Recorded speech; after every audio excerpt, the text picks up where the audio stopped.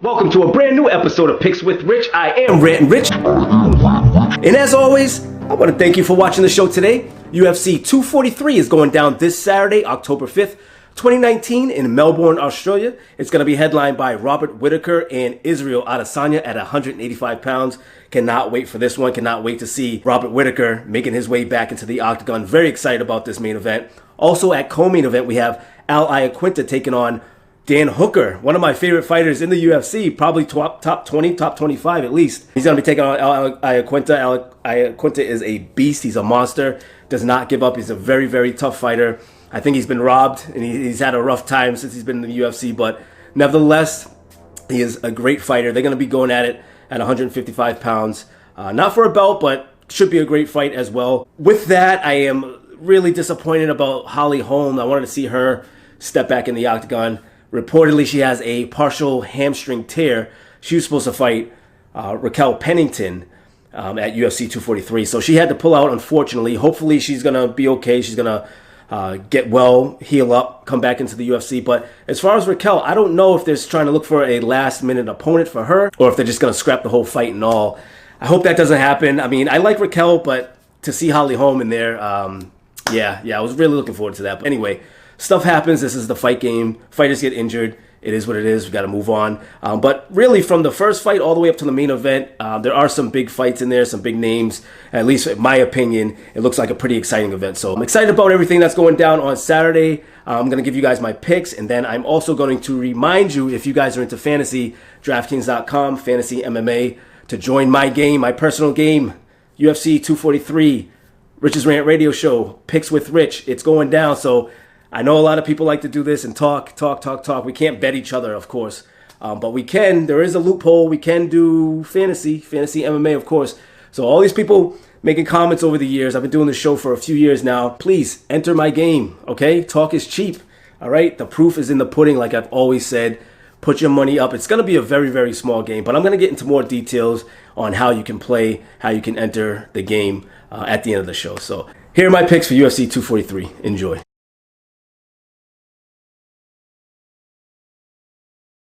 Alright guys, so let's get it going on the early prelims. These are actually posted at 3:15 Pacific, 6:15 Eastern. I know usually they start at the top of the hour, but maybe they're changing things around.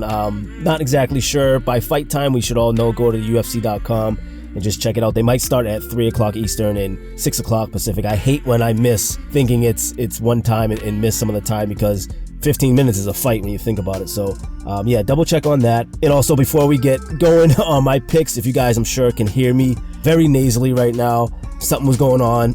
I had a cold or something for a couple weeks. I was fighting it. Starting to feel better. That's a good thing, always. But it's still there. It's still kind of lingering. Thought my body was going to take a TKO loss, but it hung in there, and I'm still battling it. But it's feeling much better.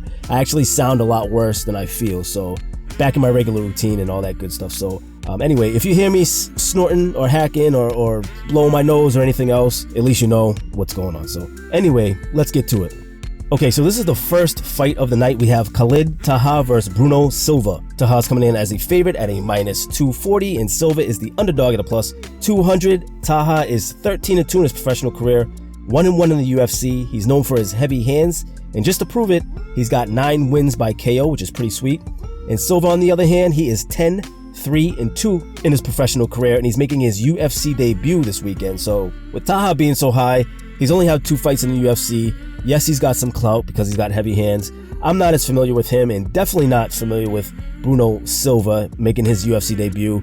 Like I said last time, and of course I got a little bit screwed on that fighter. I forgot her name, but she came into the UFC and just froze up. You guys that listen to the show know exactly what I'm talking about. So I am not going to take a newcomer. I'm not going to take a new guy. Bruno Silva can take a seat, and Taha, you're too expensive for me, so I am going to let this one go, and let's move on to the second fight of the night. Alright, so second fight of the night, we have Nadia Kassim versus Jiyong. And I know I'm not pronouncing those 2 names right, but bear with me, you know who I'm talking about. Kassim's coming in as the underdog at a plus 150. She is 5-1 in her professional career, 1-1 in the UFC. She's also got heavy hands for someone in her division anyway. Don't know too much about her. Just like Taha, she's only got 2 fights in the UFC, so curious to see how this goes down. Moving on to Kim, she is 8-2-2 in her professional career, 2-2 in the UFC. She's got more UFC experience, obviously. She's got a couple more fights on her belt than Kassim. And she's a heavy decision fighter, so maybe she can grind it out. I'm not sure. I mean, the money's riding on Kim, but I don't think it's worth it personally. So I'm going to also leave this one alone. Okay, so this is fight number 3, last fight of the early prelims. We have Jamie Malarkey versus Brad Riddle. Malarkey's coming in as the underdog at a plus 130, and Riddle is the favorite at a minus 150. Malarkey is 8-2 in his professional career and making his UFC debut. A lot of UFC debuts this weekend. Coming off of 2 losses in a row. There was Brace MMA and then there was AFC, which are 2 smaller organizations. So I'm not exactly sure why he's making his debut. I really don't know. Usually people are coming off of different shows associated with the UFC, or they're very familiar in smaller organizations, but they've been kicking ass. So I'm very surprised that somebody coming off of 2 losses in smaller organization is making their UFC debut. I really don't understand that. But let's move on to Riddle. Again, he's the minus 150 favorite. He is 5-1 in his professional career, also making his UFC debut. Now, if you ask me, at least he's coming off of 3 wins in a row. I mean, that's something to say. That makes sense to me, 4 KO, TKO in his career. Hasn't had many fights. He's only lost 1 out of 6, so he's 5-1 again. But yeah, to me that makes a little bit more sense.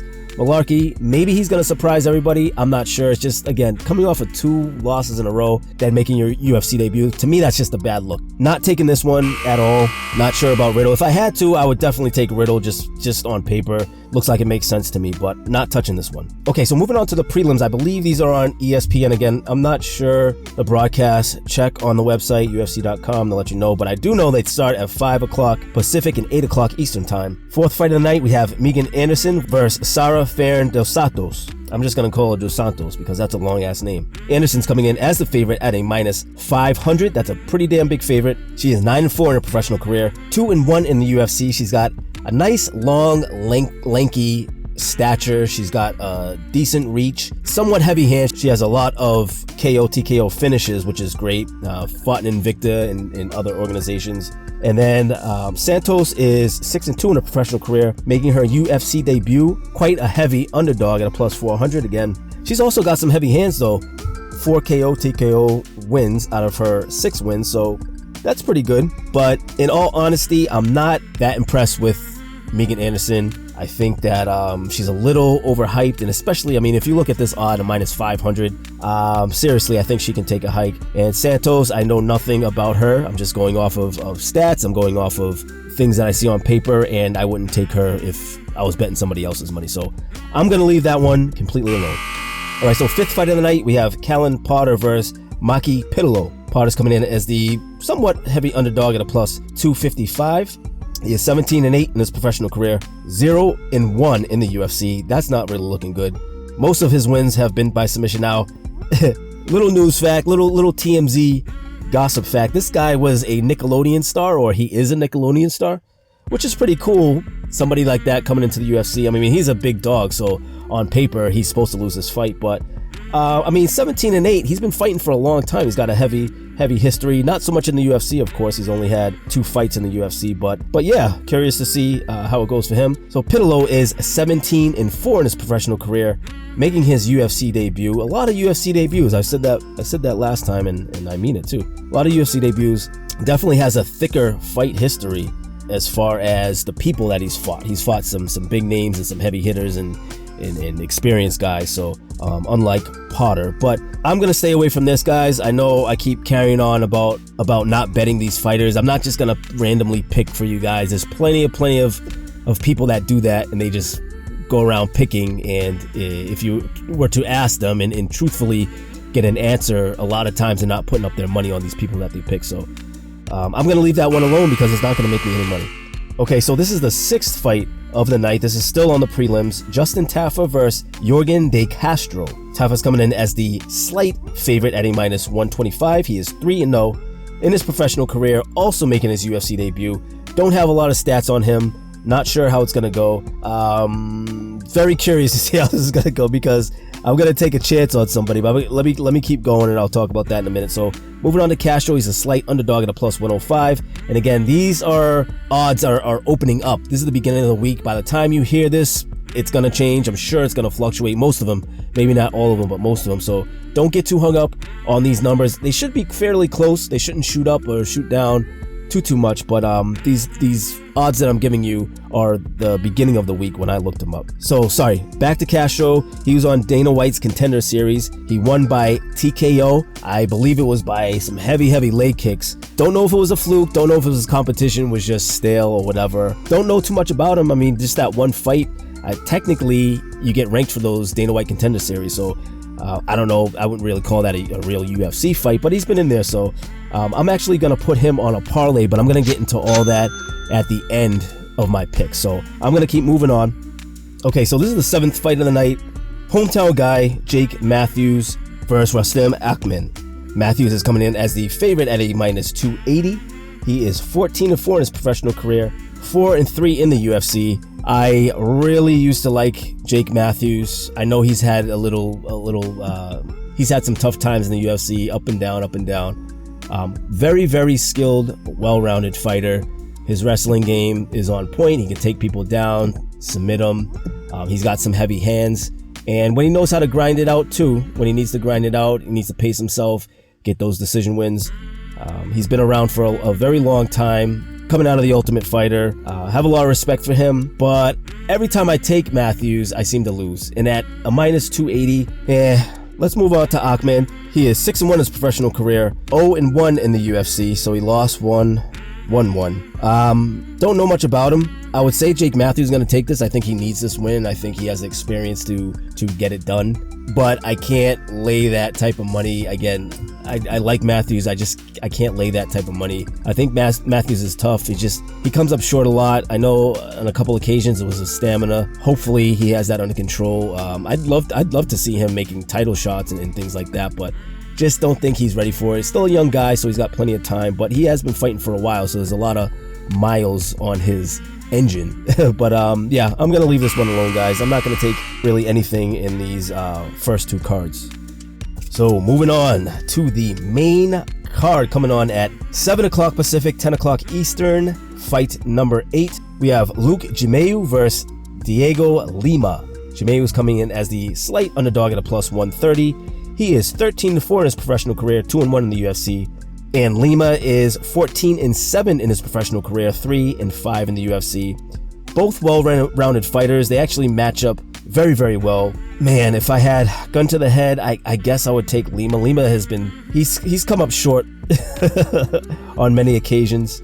He gets a little wild sometimes. His stamina is, at least it needed improvement in the past anytime I've watched him, but he's definitely had mixed results in his career, so like the others, I am going to stay away from this one. Okay, so this is the 9th fight of the night. We're almost getting to the co-main event. We have Tai Tuivasa versus Sergey Spivak. Tuivasa is coming in as the good size favorite at a -390. He is 8-2 in his professional career, 3-2 in the UFC, coming off of 2 losses in a row. One was by TKO against JDS. Not sure how that happened, but it did. The other was a decision loss back in June to Blagoy Ivanov, and I do remember that fight too. Unfortunate for him. Now, he started out in the UFC pretty good, but he's been on a tough path since then. He needs a win. I mean, he definitely needs to get it done. He needs to pace himself. I think that's a big part of it. These guys are going 3 rounds. I'm not saying to coast. I would never say that about a UFC fighter. I'm too much of a fan and adrenaline nut to see 2 guys just hugging and dancing around the octagon, but he needs to pace himself. He needs to pick them apart for a little bit, keep the distance, strike those jabs. Don't put too much. We all know he has heavy hands. That's why I didn't even get into it, but crazy heavy hands out of Tuivasa, but he really needs to know how to utilize it. And if he's just going in as a wild man trying to get a first round knockout like a lot of heavyweights do and a lot of heavy hitters do, I think he's gonna fall short. Now moving on to Spivak, he is 9-1 in his professional career, 0-1 in the UFC. He lost to Walt Harris by TKO back in May.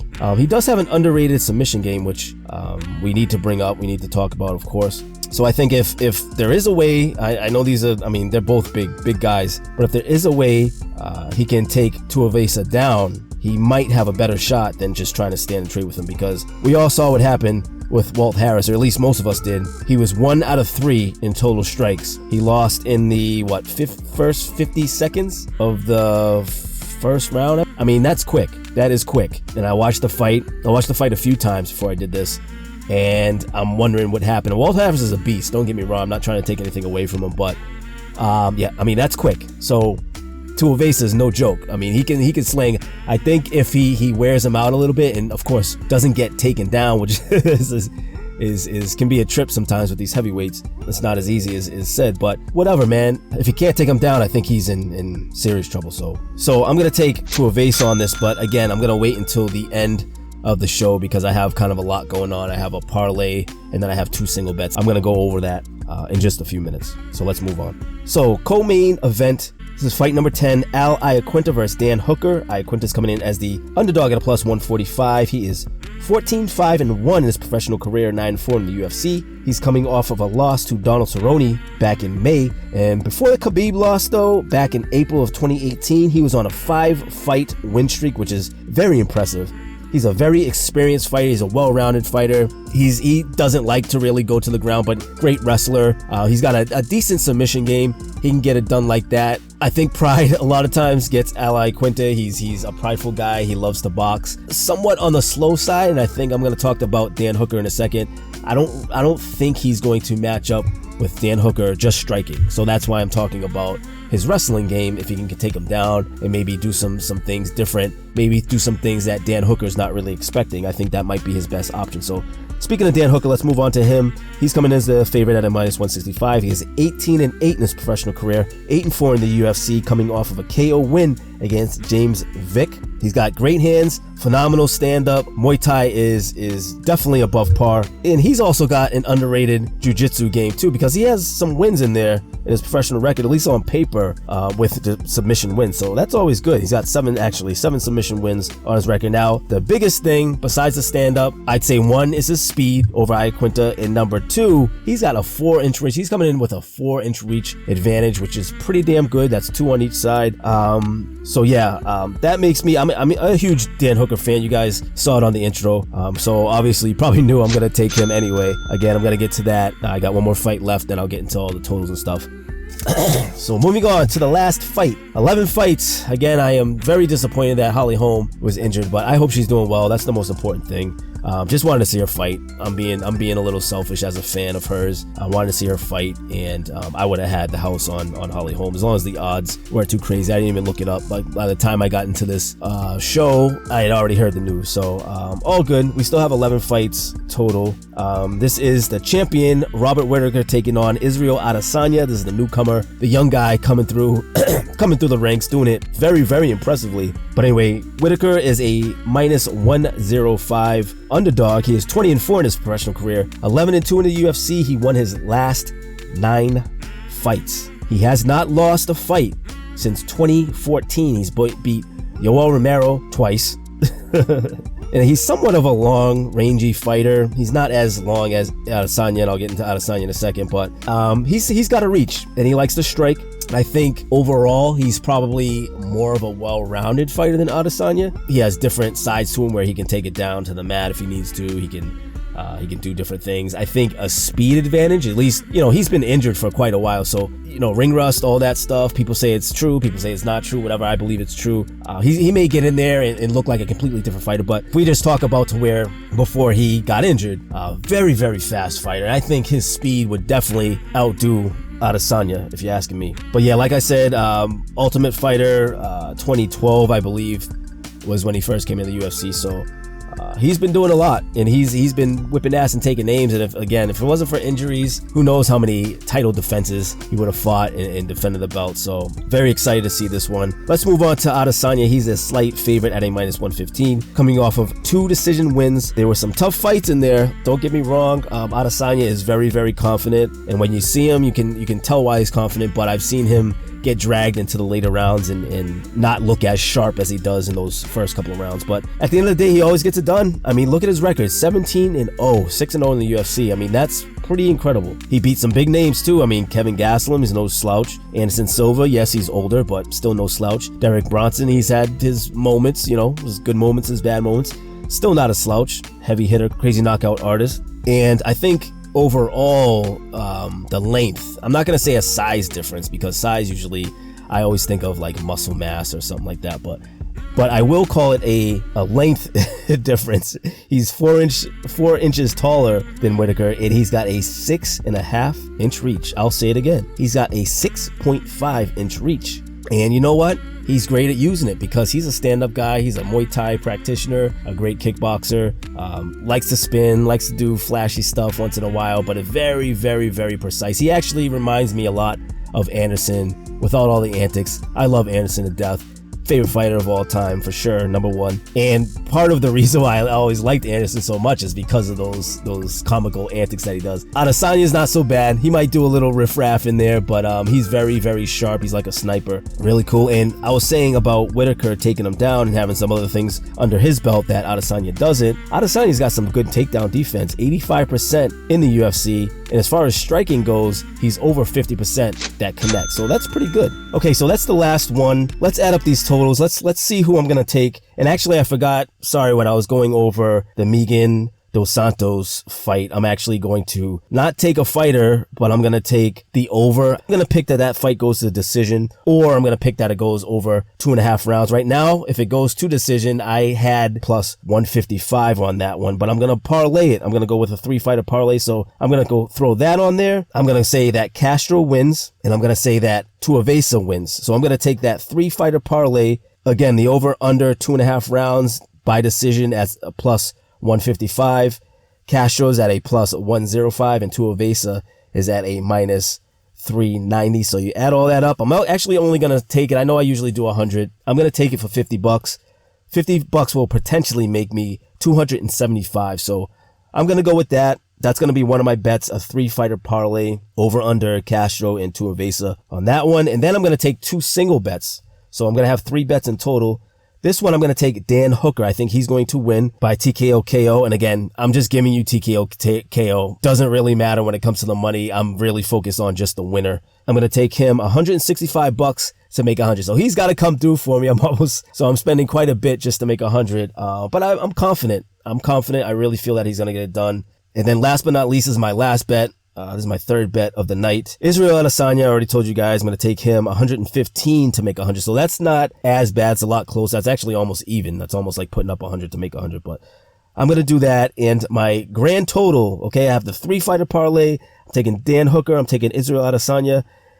I'm risking $330 to make $475 total. So if everything goes my way and if everything goes your way, if you're listening to me, we're going to be close to $500 by the end of the night. So if I hit that, I'll be doing good. That's that, guys. Good luck. I hope you took good notes. If you're doing anything different, remember to comment down below. Let me know, because I'm curious. I'm curious to see what you guys think, who you guys are taking in this and in DraftKings.com. If you guys have a list or whatever you want to expose yourself, I don't know why you would. But yeah, let me know in the comments. And that's it. Okay, so those are my picks. I hope you guys enjoyed. If you agree, don't agree, anything to say, please comment down below. Let me know. And of course, the biggest thing, if you haven't already subscribed, hit that subscribe button. Hit that bell. Make sure you do it. And again, I will repeat myself, DraftKings.com. If you are a fantasy MMA player, you must join. Please join. We want to make a big game. It's a very, very small entry fee. It's going to be either $3 or $5 or maybe $4. I'm not sure. But one or the other. Basically playing for fun. But if we can get the more people in there, I mean, first, and we might have a second prize winner. Prove yourself. Talk is cheap. Put your money where your mouth is. A lot of people over the years have been talking about my picks, and when I do bad, they're talking crap about it. And when I do good, nobody says anything. Nobody has anything negative to say, of course, just like last time on my last show. But anyway, not to talk any smack. It's all for fun, guys. I want you guys to join. I want this to be more of an interactive channel and an interactive show, like I've said before. So make sure you give me your name. Comment down below if you're okay. And again, richesrantradioshow@gmail.com. send me your name on there so it's private. Nobody will see it except for me, and I will invite you. And if you're a serious player, accept the invitation, pay your entry fee, and we're good to go. And then I'll be announcing the winner too. And in the future, there will be some prizes given out to the winners besides the money, of course, because you get the money on DraftKings.com. So